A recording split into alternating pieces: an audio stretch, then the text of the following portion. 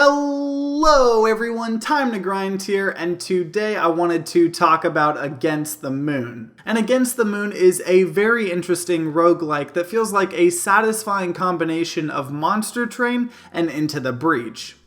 But before we get into the review though, I do just want to let you guys know that I was given an early review copy of the game in order to make a video for you guys. I never let that influence my reviews, I just like staying as transparent as possible. But if you haven't played Monster Train or Into the Breach, I'll give a brief overview of what Against the Moon is all about. So it's a deck building roguelike where you start out by selecting 3 different heroes that all have different ultimates and attack and health values, and they all have several different predetermined starting cards that go in your deck. So with your 3 characters and starting cards, you'll fight in your first battle. And how the combat in this game works is there are 3 rows and all your heroes are randomly placed in the back line on your side, and normally the enemy will have a couple random enemies placed from the start. Each creature, including your heroes, have a health and attack value, and when you press end turn, all the creatures deal damage equal to their attack value to the other side, and it damages those in front first. So say an enemy has 3 damage and you have 1 creature in front of your hero with 2 health,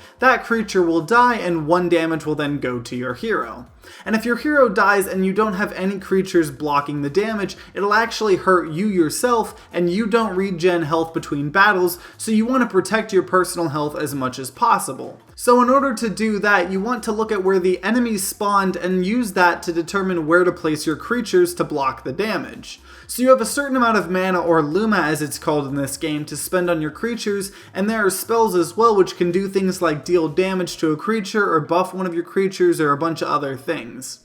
Also, you want to try placing some creatures offensively to try to hurt the opponent's main health, as that's how you ultimately win the game. And so one thing this game does a really good job at is making all of the creatures unique and interesting. They aren't just like stat blocks, a lot of them actually have cool and impactful effects. Some might help shield your front row from some damage, some might buff your heroes, some might do something every turn it's alive, and it just feels like some creatures have a lot of synergy with each other, which is a good thing. And you also slowly gain energy, which allows you to use ultimate abilities on each of your heroes that have them doing powerful things, or you can save it until you yourself can use a super powerful ultimate that does a ton of damage to all the enemy creatures and the enemy player. And what I really like about the gameplay in itself is that although it doesn't look like much at first glance, after you start playing the game for a little, you'll realize how much thought goes into each turn. It's like Into the Breach in a way where you can see where the enemies spawn and how they're attacking before you play your creatures or play your spells, so you can decide each turn to play more defensively, offensively, or just try to get as much value as possible. And so after you win a battle, you get several different types of rewards and go back to the map. So you can get things that allow you to add 1 of 3 different cards to your deck, you could get things that allow you to upgrade one of your cards into 2 different paths to make them more powerful, you can gain charges to something in the map that allows you to either heal some of your max HP or scan the area you're at, or possibly get extra rewards in the next attack. The other thing you can get is upgrades to your heroes that allow you to pick one of your people and give them a bonus, which will allow you to then pick more of their powers in a mini skill tree-like thing.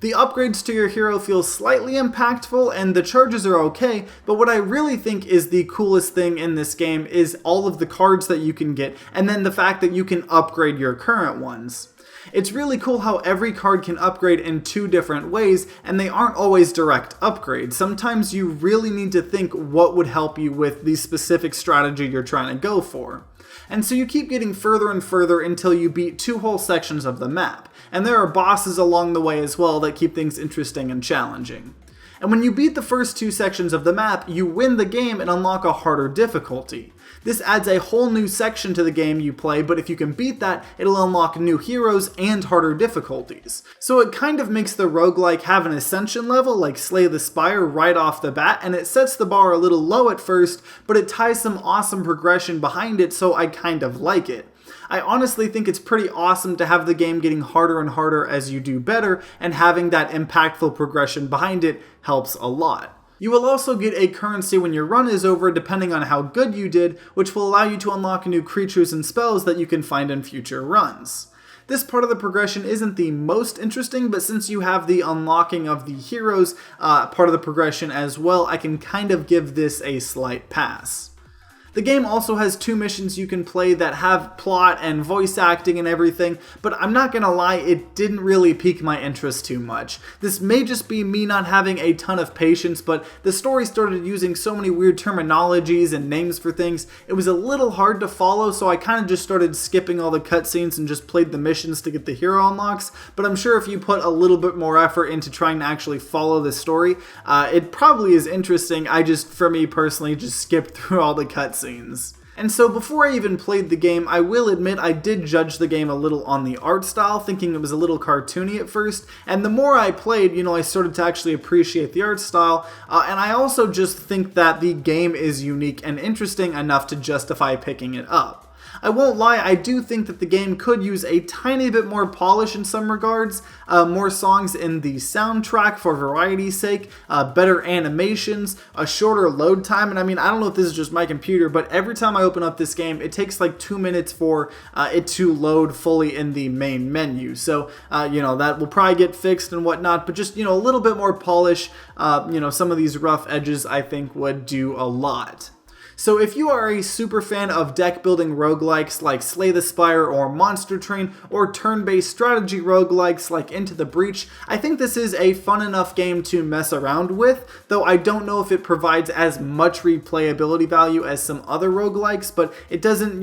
change the fact that this game does a bunch of unique things, and it is interesting enough to have a lot of fun with. But if you guys have played Against the Moon or just from watching gameplay, I would love to know your guys' thoughts in the comments down below. I love talking with you all. And if you enjoyed this video, then consider leaving a like down below and subscribing to see more content. I make about 2 to 3 video reviews a week on a wide variety of games, and roguelikes and roguelites are easily my favorite genres, so subscribe to see more reviews of those types of games in the future. Also, if you can't get enough of me, I have a podcast called Media Crash, where every episode we talk about a different genre of movie, game, or TV, and last episode we talked about MMOs, so give that a watch if you want. And if you guys are going to be grinding out some games of Against the Moon in the future, I wish you luck, and see you guys next time.